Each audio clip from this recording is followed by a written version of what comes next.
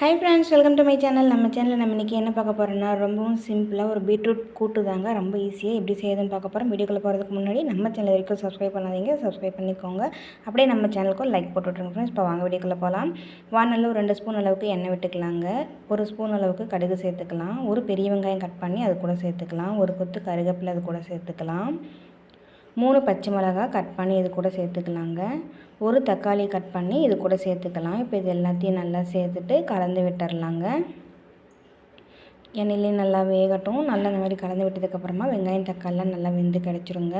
இப்போ இதுக்கெல்லாம் தேவையான அளவுக்கு உப்பு சேர்த்துக்கலாம்.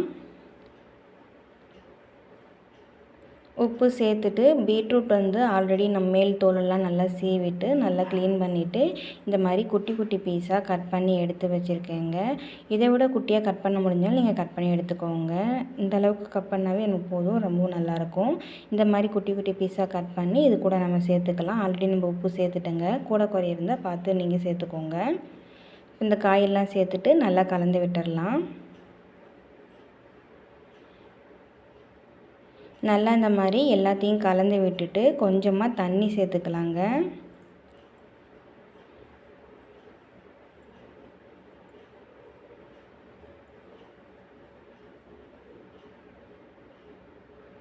இப்போ நல்லா இந்த மாதிரி கலந்து விட்டுட்டோம். ஒரு டம்ளர் அளவுக்கு தண்ணி சேர்த்துக்கலாம். தண்ணி சேர்த்துட்டு நல்லா கலந்து விட்டுட்டு தட்டு போட்டு மூடி ஒரு 5 நிமிஷம் அப்படியே விட்டோம்னா சூப்பராக பீட்ரூட் தயாராகிடும் பாருங்கள். இப்போ தண்ணியெல்லாம் நல்லா ட்ரை ஆகி பீட்ரூட்லாம் நல்லா வெந்து சூப்பராக நமக்கு கிடச்சிருச்சு.